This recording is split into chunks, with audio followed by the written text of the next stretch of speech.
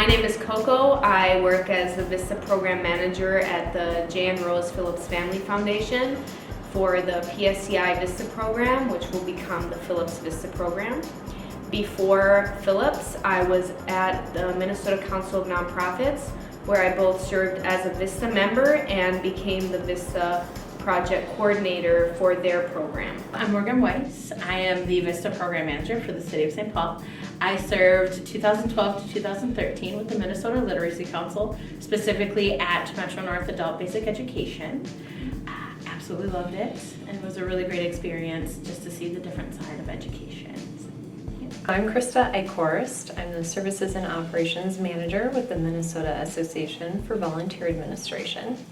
An important part of my role at MAVA is to manage our AmeriCorps VISTA program.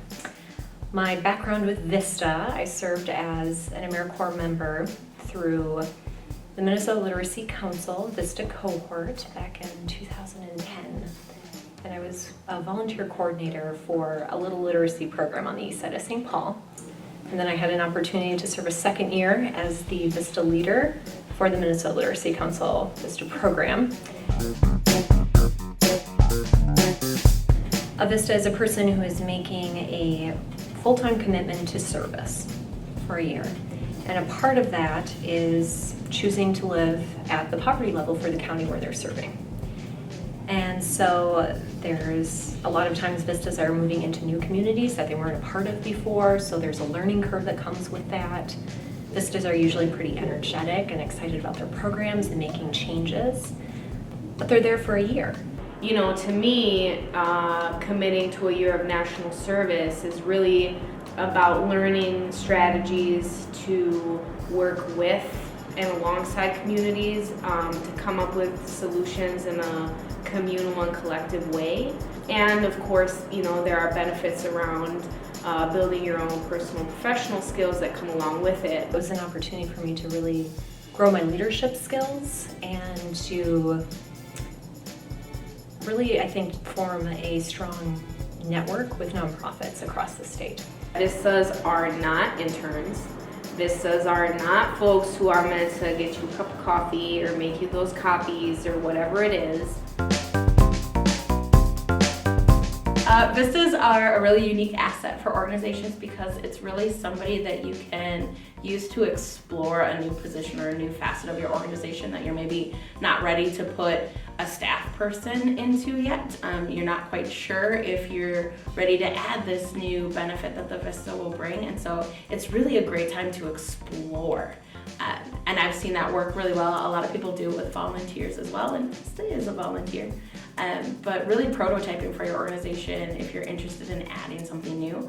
VISTAs are really great at coming in. They have great ideas. It's a project that they can own that you aren't investing as much paid staff time into. And there have been some really great things coming out of organizations that use VISTA in that manner, and they're really pushing the cutting edge of what nonprofits can do. I would say that VISTAs help organizations do their work smarter. I mean, I think that's really kind of the definition of capacity building in a nutshell. They bring a lot of fresh ideas and perspectives to organizations, as well as the fact that they are dedicated to working on a specific project for their full 12-month commitment.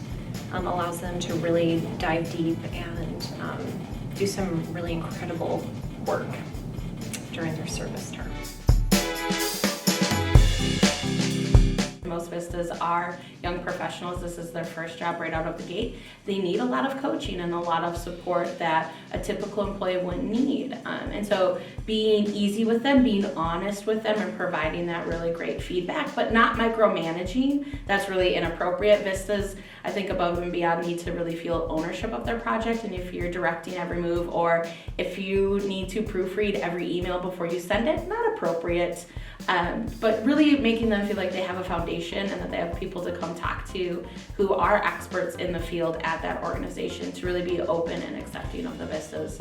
Especially if you're not the regular supervisor, still just, you know, checking in with them and being that accountability partner. Sometimes it's great to talk to new and different faces throughout the year as a VISTA member, and so just be that awesome support network that I know you're going to be. When I started as a VISTA, I had like this terrible anxiety around answering phones and like connecting and transferring phone calls, like crazy, right? But that was real. And I had an anxiety around using the copier, like of all things, right? And as someone who's been in the job role for a while now, those aren't necessarily things that maybe you would think about when someone new is coming on. Really taking the time to invest in your VISTA, to make them feel welcome, to make sure that they have a firm understanding of the organization, the community that they're serving, what the goals of the project are, and also why they chose to serve. Everybody chooses to serve for a different reason. Everyone's looking for something slightly different from their year of service. And so helping the VISTA articulate what that might be, and also providing them support throughout their service for both their personal and professional development. There is, less formal ways to make somebody feel not only welcome, but included. So, an interesting way to think about it is, if you have a party, you can welcome someone at the door and tell them, okay, this is where things are, have fun, and then you can peace out. And that person may not know people, they may not, be able to eat the food that you provided, they just may not have the ability to feel part of this party, right? So that's welcoming. I think what we should strive for is really inclusion. And so at that party, you're not only welcoming this person to your home, you're introducing them to other people, you're making sure that the food is appropriate for their dietary needs, and you might even let them pick some songs on the playlist to really make them feel part of shaping that organizational culture, that party culture in this case. So with that, I mean, make sure you do some staff lunches. Make sure you do, have some key check-in points with folks where, you're outside of the office. Maybe you get a cup of coffee and just talk about, okay, how are things going? Do you feel like we're communicating effectively? All that ends up being really, I think, impactful, especially in those first few weeks. That's a scary time, and it's a make or break time for VISTA members. They're not invested yet, and they could leave at any point, and then you're left without a VISTA member.